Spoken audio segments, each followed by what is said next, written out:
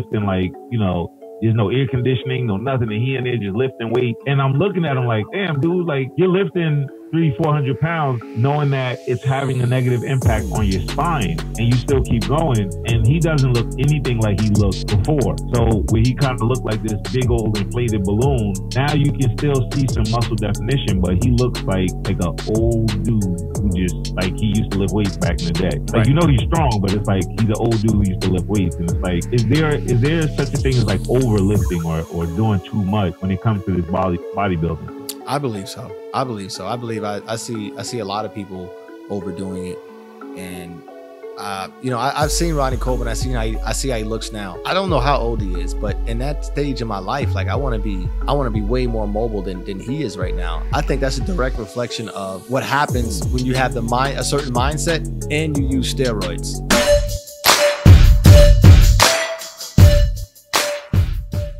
Do you think instead of going to therapy, like you substituted therapy for the gym? No. Check this out. I enjoy reading. So depending on what I read, before I was all about self-help books. Now I'm not into the self-help books anymore. I like reading about economics and philosophy mainly. And philosophy, that stuff helps me. Like when I'm done here, that's what I'm gonna do.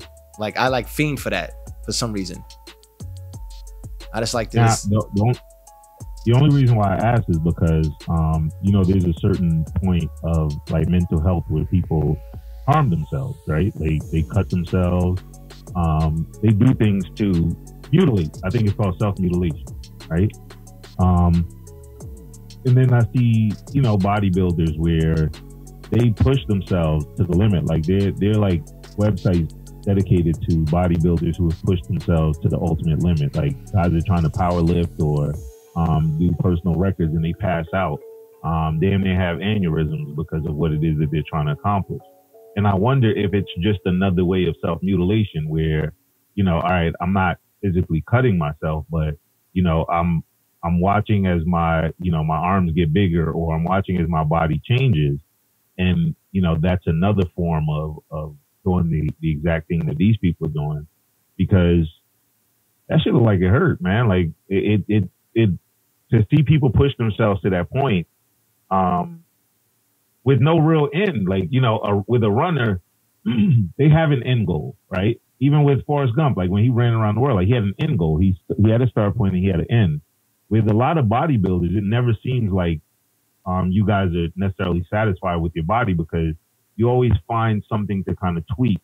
So it's like, you know, all right, yeah, my arms are big, but now I got to get my chest to match it. All right, now my chest and my arms are big. Now I got to get my back to match it. The problem they is do all of that. Yeah.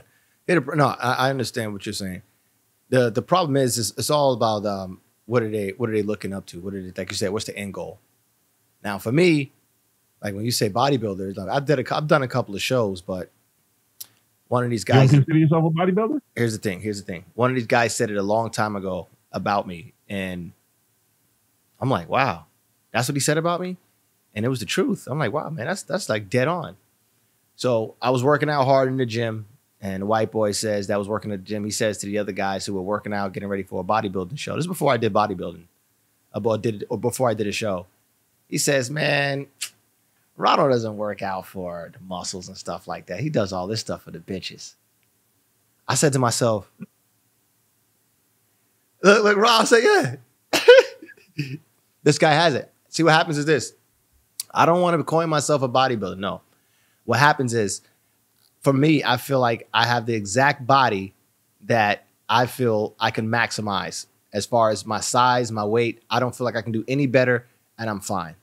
Bodybuilders, they're on like steroids and different things of that nature. So they're always looking for that next, like, you know, how big they can possibly get on the juice. If you don't have no juice, you've been working out for 12, 13, 14 years. You, at some point, especially hard like that, you maxed out your body.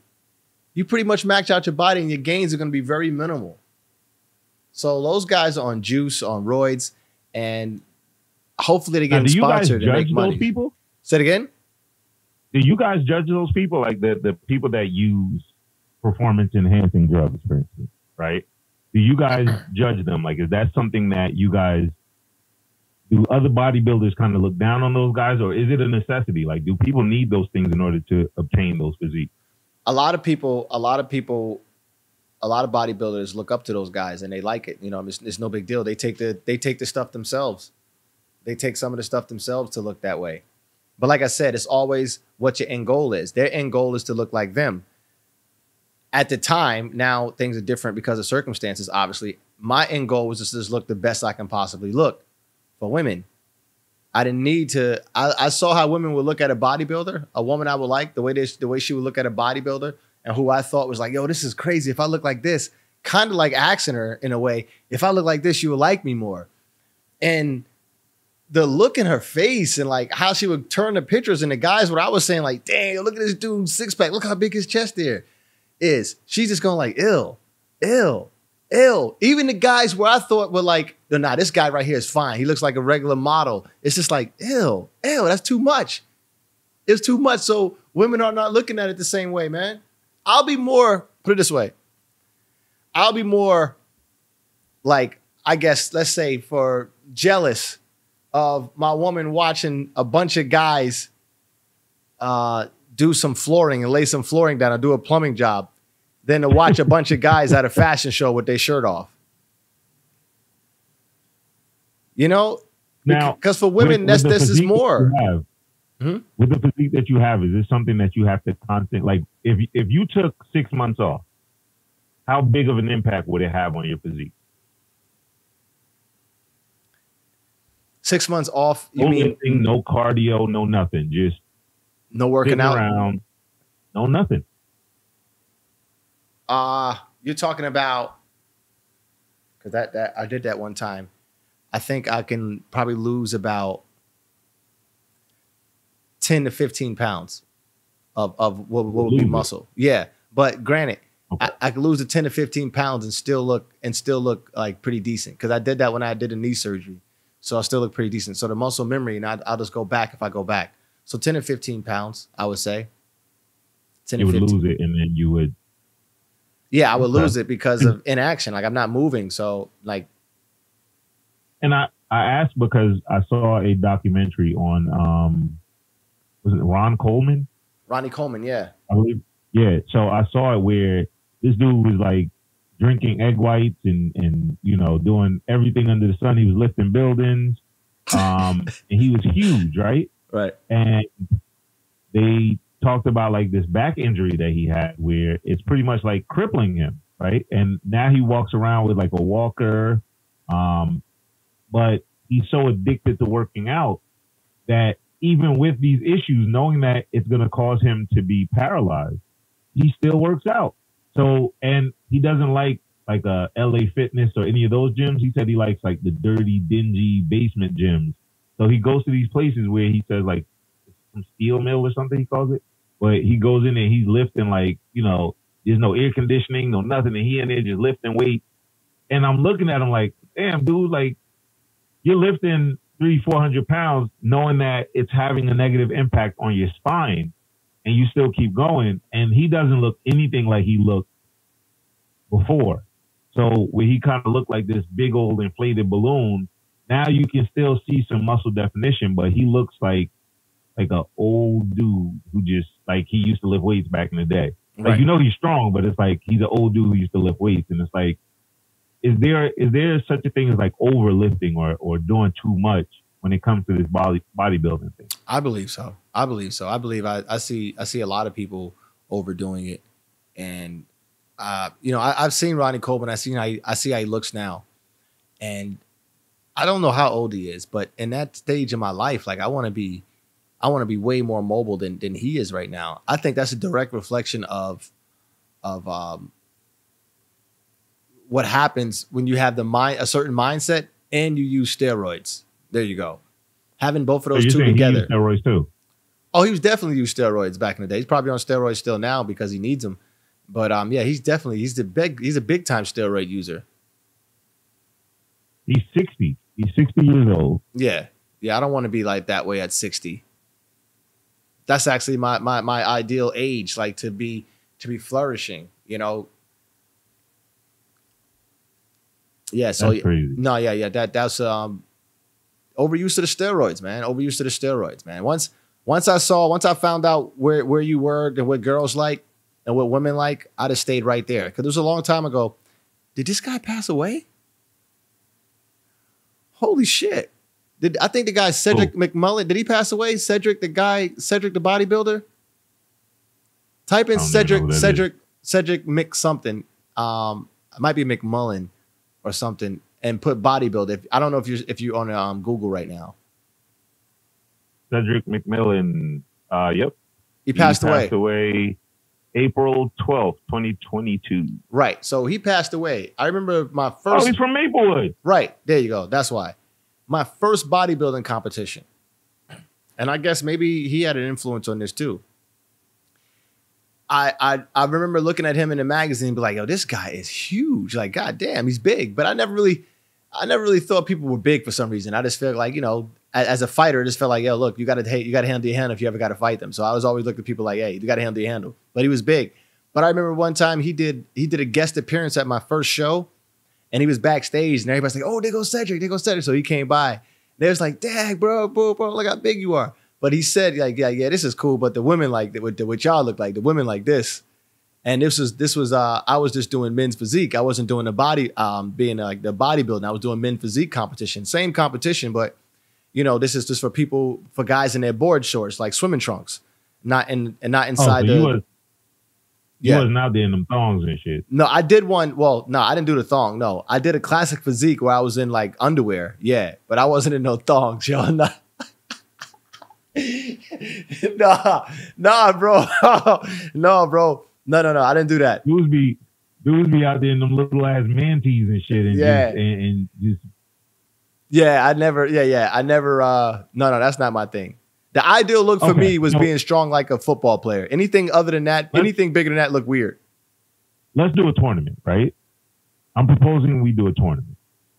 We're gonna do a bodybuilding tournament, right? But the judges aren't gonna be other bodybuilders. That's dumb. We need to have regular women sitting on a panel, right? And this is all about what it is that they think is attractive, right? So you're gonna have these guys. They're gonna come out. You can come out in your boxers, your mantees, your board shorts, whatever you want to come out in, jeans, right? And you come out and you pose, and the women are gonna pick the actual, you know, who they think has the best physique. Because to me, when other bodybuilders are picking bodybuilders, then they're looking for, like, it's almost like you guys are chasing this unicorn, right? But let's have regular people. Like, let's have the guy that has like the dad bod and the stomach hanging over his jeans. Let's have him pick, you know, who has a good body, you know, like, and have categories like, did this person overdo it? You know, do you have too many abs, right? Do you have, you know, is your neck there? Do you not have a neck? You know, do you have, you know, like all this up here? Like, let's have that, right? Just have regular people judge them and see what happens. All right. No, I get it. But yeah, you know what? Let's have that tournament. The weirdest looking people would win. The most regular looking people would probably win, I think. And it just not necessarily. I think it'd be so sporadic. Like you wouldn't have any idea how to gauge this. Like, what are they looking for? Because I think you're just getting layman's people like this picking. Like they don't know what they're looking for. They don't know what they're judging. No, but we're going to put categories in there, right? So we're going to be like, all right, we're going to have this guy. We're going to have Ronnie Coleman come up, right? And then we're going to talk about what he does, right? So it's going to be like, all right, look how big Ron Coleman is. I got the answer for you. I got the answer for you. Go ahead. What's that? I already got the answer for you. And then we're going to talk about what he does, right? So it's going to be like, yo, he's a police officer by day, weightlifter by night, right? And he manages to do this with that. And then here comes Ronald, right? And it's like, Ronald works in retail. Ronald manages to have a retail schedule while maintaining this physique. And then you're going to have the dude that's in the gym 24 hours a day, 7 days a week. You're like, and this dude lives in the gym. He has no job. He's on steroids. Right? And he looks like that. So now when you put these three dudes together, I'm able to say, you know why Ronald's going to win? Because he has a hectic schedule and he still manages to maintain the same type of sculpt look as these three dudes who has more time in the gym right? Because at Ronnie's job, they got a gym. Plus, he goes to the gym, right? And he's sponsored. Then you got this guy who's in the gym 24 hours a day, 7 days a week. He ain't got no job. He lives on his girlfriend's couch. And then here's Ronald, right? Ronald's not sponsored. Ronald has a job. Ronald actually used the sick day to be here today. And he's going to get written up when he gets back to his job from his boss because we're live streaming right now. Hey, look, check Boom, Ronald wins. Hold we on. give him a $2,000 check, right, and we keep it moving. That's not. I'm not going to say that that's easy, meaning that's an easy example, but that's a good example. But like, let's stretch that a little further, right? So I win, right? Now let's simultaneously, because we're talking about women judging, right? And this is what the thing I've read about women. Women are and creatures. So take that guy who seemingly was going to lose because he's in the gym 24/7, and tell me that he's a trust fund baby. He wins.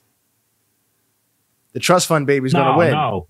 Listen, we're talking about women. You guys are trust fund babies, though. Right? But very few of you guys are trust fund babies. So we're going to make it. Rob, I understand that, but what I'm saying is possible. The trust fund was the ultimate example of what a woman would want. What I'm saying is the woman will be all about the money, and whichever guy that has the best ratio of that somewhat body to a great occupation.